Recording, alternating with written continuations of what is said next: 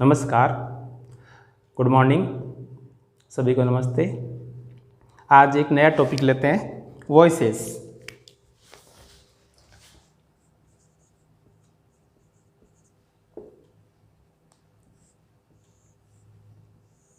Voices किसी भी language में या किसी भी भाषा में जो आपके वाक्य है, जो सब सेंटेंसेस है, उनको कहने के आपके दो तरीके हो सकते हैं। तो इंग्लिश में भी आपके कोई भी सेंटेंस जो आपके वाक्य हैं, उसको आप कोई भी जो आप बात कहते हैं, जो आप स्टेटमेंट देते हैं, उसको आप दो तरीके से कह सकते हैं।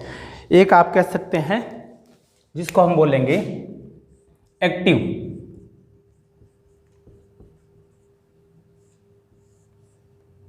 और जो आपका दूसरा तरीका है उसको हम बोलेंगे passive.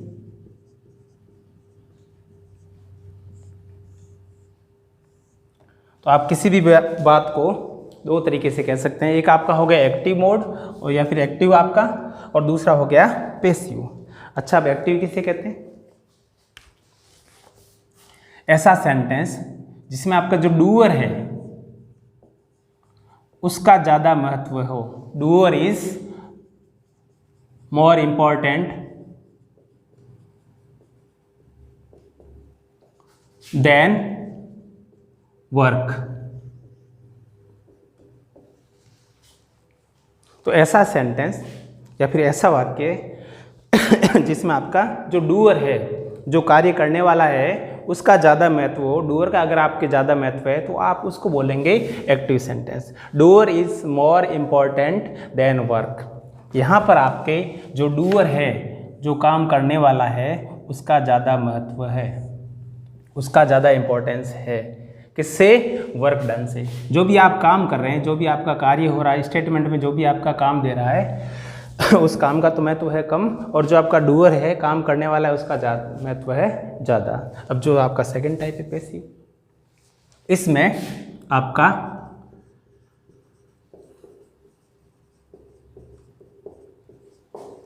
Work done is more important than doer. जो आपका काम हो रहा है, जो कार्य है आपका, जो वर्क डन है, उसका महत्व ज़्यादा है। किससे? डूअर से। इसका मतलब जो काम कर रहा है उसका महत्व कम है, उसका इंपॉर्टेंस कम है, वो सबसे आपके पीछे चला गया, और जो वर्क डन है वो सबसे आगे। तो आप इंग्लिश में सेंटेंसेस को दो प्रकार से कह सकते हैं। एक आपका हो गया एक्टिव और दूसरा हो गया पैसिव। एक्टिव का मतलब आपका जिसमें काम करने वाला जो आपका करता है, जो आपका सब्जेक्ट है, उसका ज़्यादा महत्व हो, या फिर वाक्य के शुरुआत में अगर आपका डूअर आए उसको आप बोलेंगे एक्टिव सेंटेंस। और पैसिव में अगर आपका कार्य सबसे पहले हो रहा है, जो आपका वर्क डन है, अगर आप उसको सबसे पहले लिख रहे हैं, वो आपका हो गया पैसिव सेंटेंस। अब एक मिनट के लिए मान लो सेंटेंस फॉर्मेशन आपका स्ट्रक्चर होता है सेंटेंस का फिक्स। तो एक मिनट के लिए मान लेते हैं ये सेंटेंस है आपका। ये अगर किसी भी सेंटेंस में डूअर, ये आपका डूअर है, किसी भी सेंटेंस में डूअर अगर सबसे पहले आए और बाकी सेंटेंस का सारा हिस्सा अगर आपने उसके बाद में लिखा, तो वो आपका हो जाएगा एक्टिव सेंटेंस। सबसे पहले डूअर या कार्य करने वाला व्यक्ति, या जो काम कर रहा है वो व्यक्ति, या फिर जो आपका सब्जेक्ट है जो करता है, वो सबसे पहले आएगा। उसी प्रकार से जो आपका पैसिव सेंटेंस, उसका अगर हम स्ट्रक्चर बनाते हैं इस प्रकार से, तो ये मान लो सेंटेंस है आपका, सबसे पहले आपका आएगा वर्क डन। जो आपका काम है वो सबसे पहले, यहाँ पर आपका डूअर सबसे पहले। तो ये आपका बेसिक डिफरेंस है, ये बेसिक चीज़ है आपकी। सबसे पहले हम ये पढ़ते हैं, बोले भाई एक्टिव सेंटेंस किसको बोलते हैं और पैसिव सेंटेंस किसको बोलते हैं। तो एक बार वापस, अगर आपका डूअर है, उसका इम्पोर्टेंट या फिर वो इम्पोर्टेंट ज़्यादा है, उसका इम्पोर्टेंस ज़्यादा है, तो वो आपका हो जाएगा एक्टिव सेंटेंस। अगर आपका जो वर्क डन है, जो आपका कार्य है, अगर उसका इम्पोर्टेंस ज़्यादा है सेंटेंस में, या फिर वर्क डन अगर सेंटेंस के सबसे पहले वाले भाग में आ रहा है, उसको आप बोलेंगे पैसिव सेंटेंस। चलो मैं आपको एग्जाम्पल से समझाता हूँ। एक मिनट के लिए मान लेते हैं आपके 2-3 मित्र हैं, राम है, श्याम है, मोहन है। अब मैं आपको पूछूं आपका सबसे खास, आपका सबसे क्लोज मित्र कौन सा है? तो आप बोलेंगे सर मेरा जो सबसे खास मित्र है, जो सबसे क्लोज है, वो तो मोहन है। इसका मतलब मोहन उसका सबसे ज़्यादा इम्पोर्टेंस है। तो इसमें आपके ये चीज़ मेन सबसे पहले रखी जाती है, किसका इंपॉर्टेंस ज़्यादा है और किसका इंपॉर्टेंस कम है। इसमें आपका डूअर उसका इंपॉर्टेंस ज़्यादा होता है, इसमें आपका वर्क डन उसका इंपॉर्टेंस ज़्यादा होता है। अब एक्टिव और पैसिव की पहचान करके बताओ, मैं 2-4 सेंटेंस लिखता हूँ।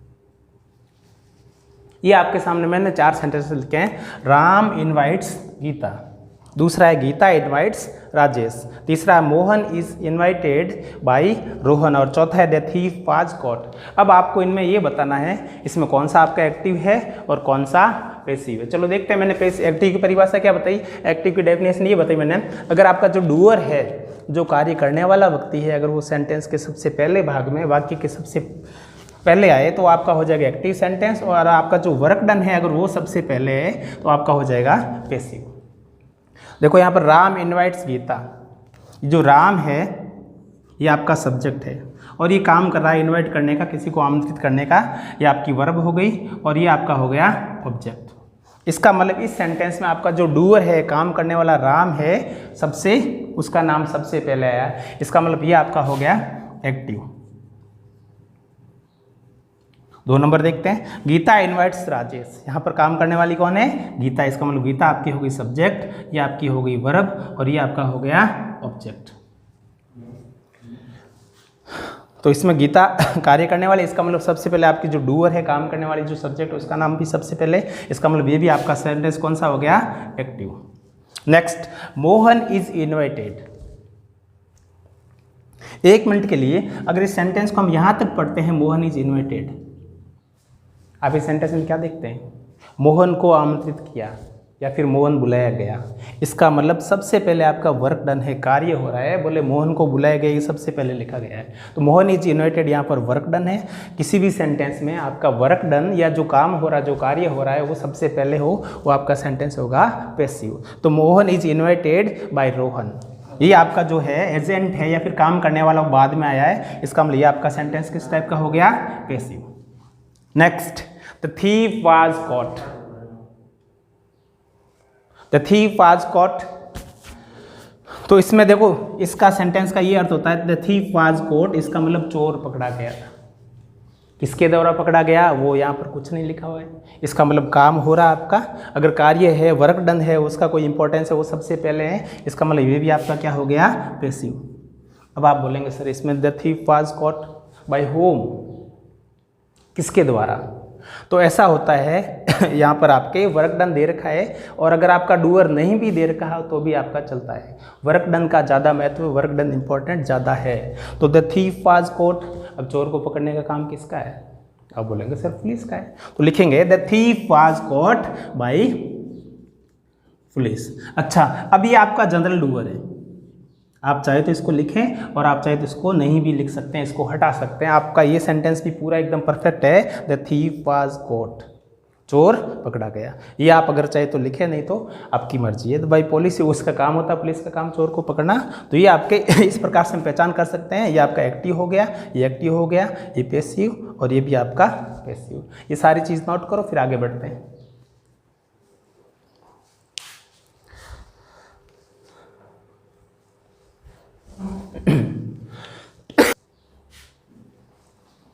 चलो, आपने अभी एक्टिव और पैसिव की पहचान आपने देखी। अगर किसी भी सेंटेंस में डूअर काम करने वाला व्यक्ति अगर आपका सबसे पहला है तो आपने उसको एक्टिव सेंटेंस बोले, और डूअर अगर आपका है या फिर कभी कभी ऐसा होता है जो जनरल डूअर आपका होता है उसका नाम लिखा हुआ नहीं होता है, उस प्रकार के सेंटेंसेस आपके पैसिव सेंटेंसेस हो गए। ओके, नेक्स्ट पढ़ते हैं एडजेक्टिव सेंटेंसेस।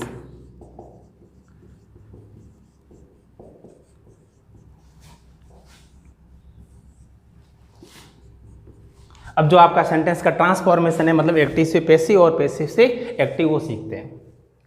तो किसी भी सेंटेंस में आपके कोई भी सेंटेंस हो, उसमें जो आपके बेसिक स्ट्रक्चर होता है वो होता है आपका subject plus helping verb plus main verb और प्लस ऑब्जेक्ट। कुछ सेंटेंसेस ऐसे होते हैं जिसमें आपके हेल्पिंग वर्ब या मेन वर्ब एक भी हो सकती है। तो subject, helping verb, main verb, object, ये मैंने आपको लिखा है एक्टिव सेंटेंस का स्ट्रक्चर।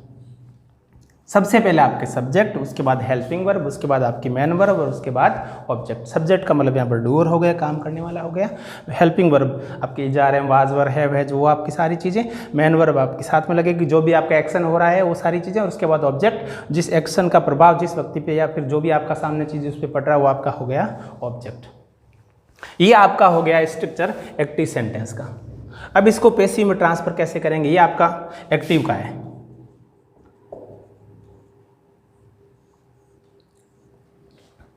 अब पैसिव में ट्रांसफर करने के लिए मैंने आपको पहले ही बोला, पैसिव में जो आपका काम है, जो आपका कार्य है, वो सबसे पहले होता है। इसका मतलब जब हम ट्रांसफर करेंगे तो आपका ये जो ऑब्जेक्ट है ये आपका सबसे पहले सब्जेक्ट बन जाएगा। ये आपका बन गया सब्जेक्ट। जो आपका वहां पर ऑब्जेक्ट था वो यहां पर आपका बन गया सब्जेक्ट। अब जो नेक्स्ट है, यहाँ पर जो हेल्पिंग वर्ब है इस सब्जेक्ट के अनुसार है, यहाँ पर इसके अनुसार जो आपका नया ऑब्जेक्ट था, जो आपके सब्जेक्ट बनाया उसके अनुसार, इसका मतलब जो आपकी हेल्पिंग वर्ब होगी उसको आप कह सकते हैं चेंज्ड हेल्पिंग वर्ब। जो हेल्पिंग वर्ब आपकी चेंज हो गई, ये सेम टू सेम वापस यहाँ पर नहीं लगेगी। जो आपका ऑब्जेक्ट है ये यहाँ पर सब्जेक्ट बना है उसके अनुसार हेल्पिंग वर्ब लगेगी। अब मेन वर्ब, एक चीज़ यहाँ पर नोट कर लेंगे, पैसिव में वर्ब की हमेशा थर्ड फॉर्म ही रहती है। इसमें किसी प्रकार का कोई भी एक्सेप्शन, किसी प्रकार का कोई भी अपवाद नहीं है। तो जो आपकी मेन वर्ब है, आप चाहो तो मेन वर्ब लिखो, आप ऐसा भी कर सकते हैं, इसको सीधा वर्ब की थर्ड फॉर्म डायरेक्ट लिख सकते हैं। यहाँ पर आप सीधा लिख सकते हैं वर्ब की थर्ड फॉर्म। पैसिव में हमेशा वर्ब की थर्ड फॉर्म आती है। तो आपका सबसे पहले सब्जेक्ट, उसके बाद चेंज्ड हेल्पिंग वर्ब, उसके बाद आपकी मेन वर्ब, उसके बाद सूटेबल प्रीपोजिशन।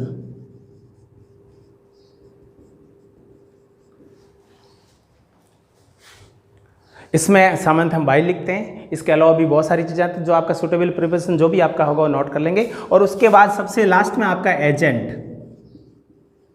एजेंट का मतलब डूअर आप इसको कह सकते हैं। ये आपका हो गया डूअर, ये आपका सबसे लास्ट में। तो सबसे पहले आपका सब्जेक्ट, उसके बाद चेंज्ड हेल्पिंग वर्ब, मतलब जो नया सब्जेक्ट बना है, ऑब्जेक्ट को आपने सब्जेक्ट बनाया उसके अनुसार आपकी हेल्पिंग वर्ब लगेगी। उसके बाद आपकी मेन वर्ब, उसके बाद आपका सूटेबल प्रीपोजिशन, और उसके बाद आपका सबसे लास्ट में एजेंट, या फिर एजेंट का मतलब आप कह सकते हैं डूअर या फिर काम करने वाला। अब यहाँ पर ये क्या है वो पढ़ते हैं, पहले आप इतना नोट करो, उसके बाद फिर आगे बढ़ते हैं, देखते हैं ये आपकी सूटेबल प्रीपोजिशन क्या चीज़ होती है। ये नोट करो सारी चीज़, उसके बाद आगे बढ़ते हैं।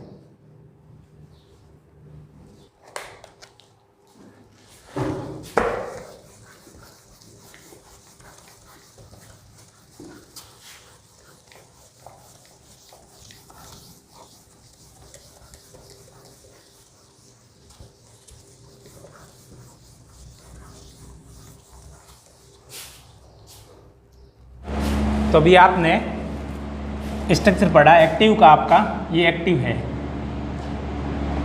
सबसे पहले आपका सब्जेक्ट, उसके बाद आपकी हेल्पिंग वर्ब, उसके बाद आपकी मेन वर्ब और उसके बाद ऑब्जेक्ट। हमने इसको पैसिव में चेंज करना सीखा अभी, एक बार चलो वापस लिखते हैं। ये जो आपका ऑब्जेक्ट है, इसमें जो ऑब्जेक्ट है आपके एक्टिव सेंटेंस जो सबसे लास्ट में आया है, सबसे पहले देखो आपका सब्जेक्ट हो गई, हेल्पिंग वर्ब हो गई, मेन वर्ब हो गई और ऑब्जेक्ट हो गया। जो आपका ऑब्जेक्ट है सबसे लास्ट में वो आपका सबसे पहले आ जाएगा और ये सब्जेक्ट का काम करेगा। इस सब्जेक्ट का मतलब ये सब्जेक्ट नहीं हुआ है, जो आपका ऑब्जेक्ट है वो सब्जेक्ट बन गया नया।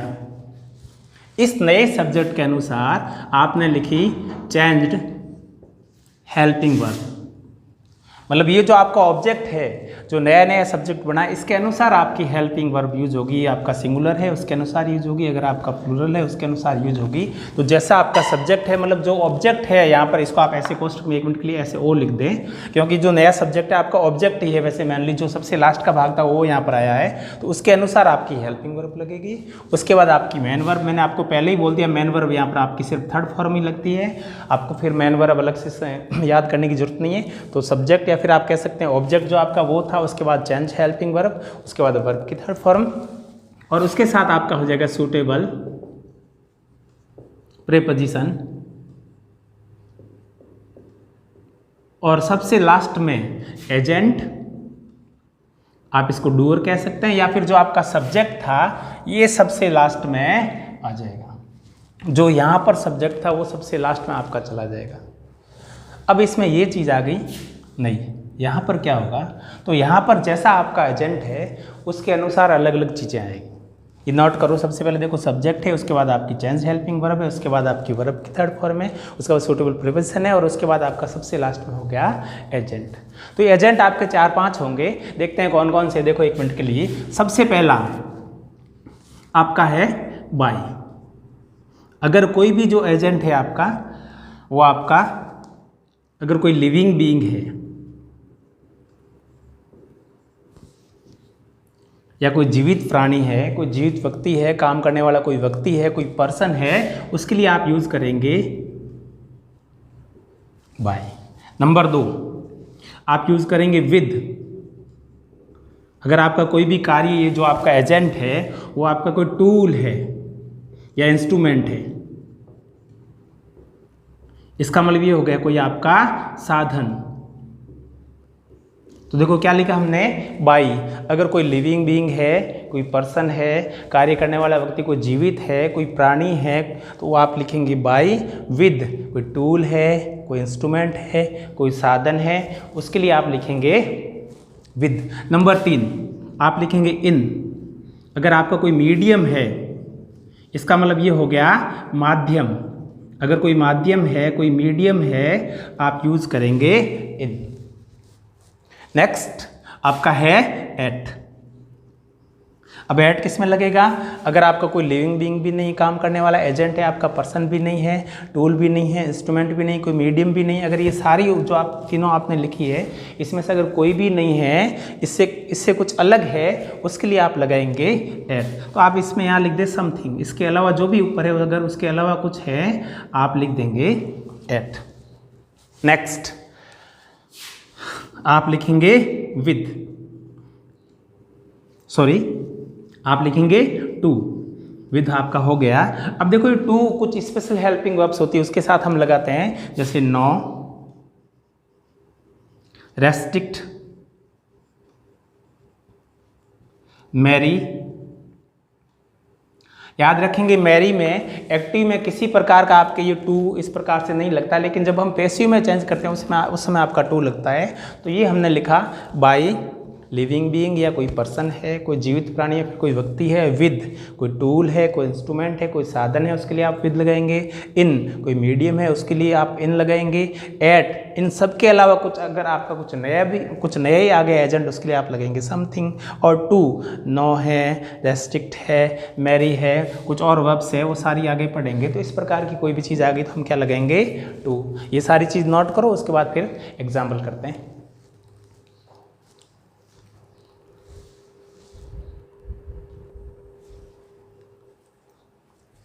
तो सबसे पहले हम पढ़ते हैं प्रेजेंट इंडेफिनेट, जो आपका नंबर 1 टेंस है, सबसे पहले उसके बारे में पढ़ते हैं। इसमें आपका जो एक्टिव सेंटेंस है, इधर मान लेते हैं 1 मिनट के लिए लिख देते हैं हम एक्टिव, और इधर लिख देते हैं पैसिव।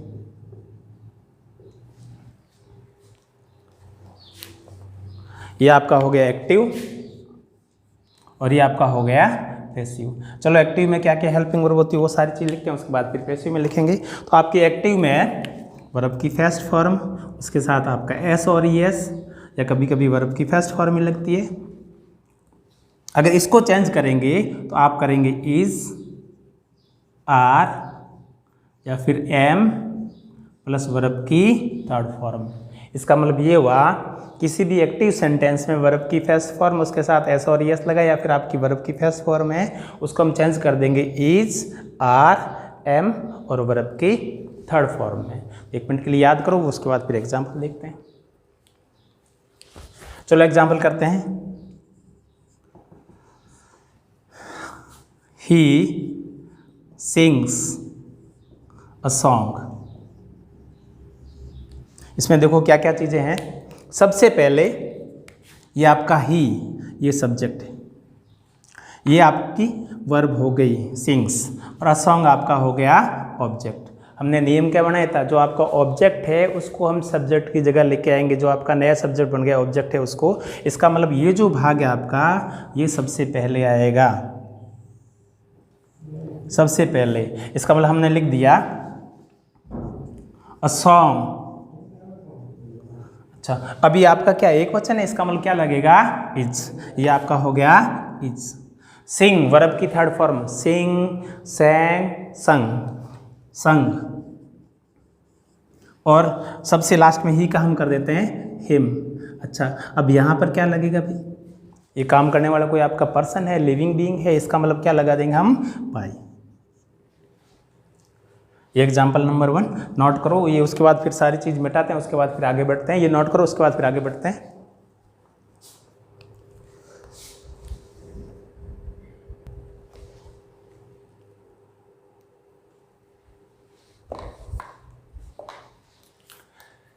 चलो नेक्स्ट एग्जाम्पल लिखते हैं। रमेश किल्स अ स्नेक। अब ये जो आपका ये ऑब्जेक्ट है, ये आपकी वर्ब है और ये सब्जेक्ट है, तो सबसे पहले जो ये भाग है ये सबसे पहले आ जाएगा आपका। इसका मतलब इसको तो हम लिखेंगे अ स्नेक, एक वचन है, इसका मतलब इज, और किल्ड। अब जो आपका एजेंट है, काम करने वाला, सबसे पीछे चला गया रमेश। और रमेश क्या है भैया, रमेश तो लिविंग बीइंग कोई पर्सन है, इसका मतलब यहाँ पर हम क्या लगा देंगे बाय। ये आपका लग गया बाय। रमेश किल्स स्नेक, आप उसको चेंज कर देंगे snake is killed by Ramesh. अब इसमें थोड़ा सा चेंज कर देते हैं, इस रमेश को हटा के 1 मिनट के लिए हम ऐसा कर देते हैं एन एरो। तो हमने लिखा, एग्जाम्पल नंबर आपका 1 था, ये example number 2। An arrow kills snake. अब इसको चेंज करके बताओ, तो आप इसको चेंज करेंगे। देखो आपने सिर्फ ये जो सब्जेक्ट है, जो एजेंट था, काम करने वाला था, उसको आपने चेंज किया। इसका मतलब जो लास्ट का ये भाग है इसमें चेंज आएगा, बाकी ये जो आपका स्नेक इसके लिए तो सेम टू सेम रहेगा। इसका मतलब आप यहाँ तक तो सेम टू सेम लिख सकते हैं। ये सबसे पहले,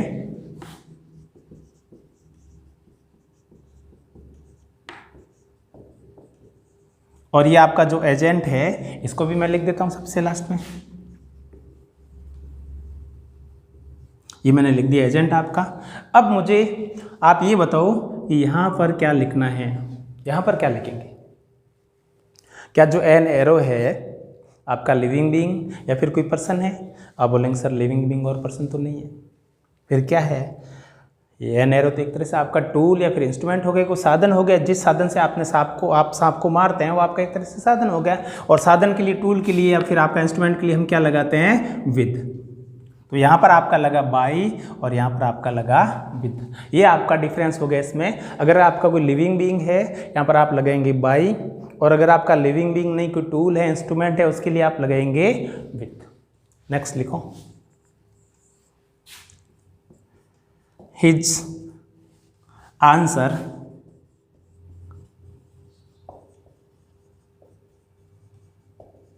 सरप्राइजेस मी। हिज आंसर सरप्राइजेस मी। तो आपका जो मी है ऑब्जेक्टिव केस इधर आएगा तो हो जाएगा सब्जेक्टिव केस।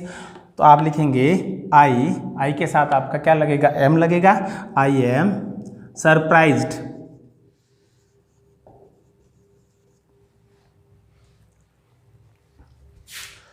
अब यहां पर क्या होगा? आप ये लिख देंगे यहाँ पर हिज आंसर।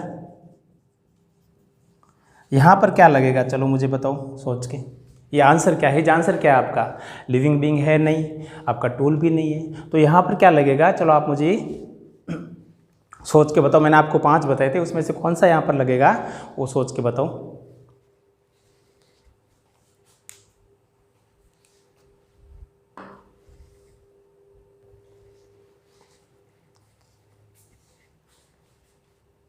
क्या लगेगा, आई एम सरप्राइज्ड, हिज आंसर, ये आपका लिविंग बीइंग भी नहीं है, ये आपका जैसे यहाँ पर एन एरो आपका वो टूल था, इंस्ट्रूमेंट था, उस प्रकार से भी नहीं है। तो आप क्या लिखेंगे, जो तीसरा आपका है उसके लिए लिखेंगे आपका at, I am surprised at his answer. His answer surprises me का आपका हो जाएगा I am surprise at his answer. तो ये मेन चीज़ है, यहाँ पर आपका हो गया बाई, यहाँ पर आपका हो गया विद, और यहाँ पर आपका हो गया एट। ये सारी चीज़ नोट करो, उसके बाद फिर आगे बढ़ते हैं।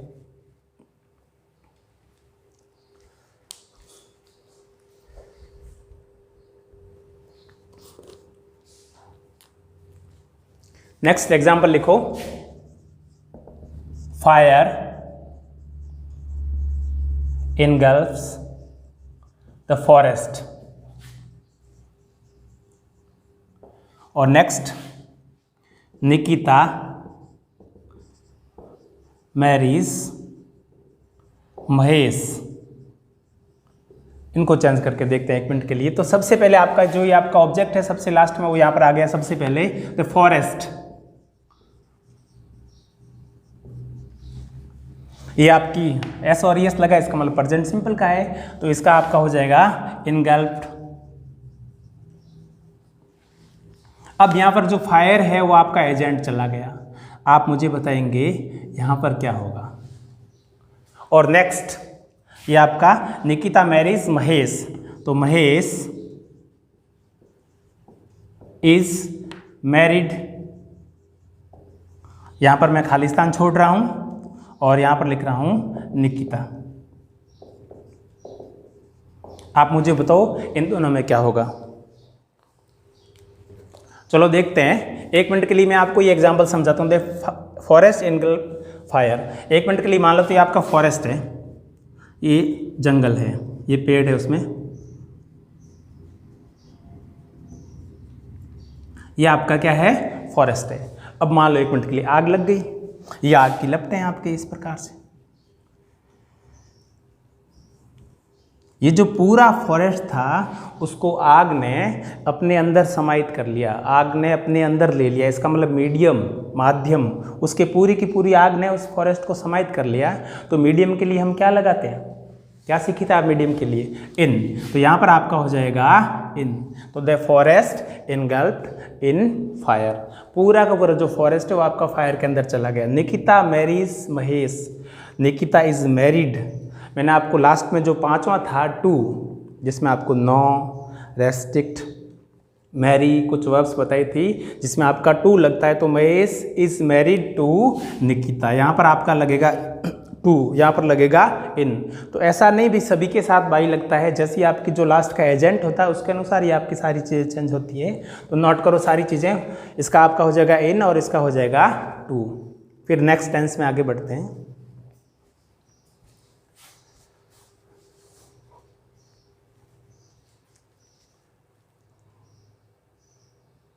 आज इतना ही काफ़ी है, जो आपका नेक्स्ट टेंस है वो कल से शुरू करेंगे। आज तक के लिए इतना बहुत है। धन्यवाद, जय हिंद, जय भारत।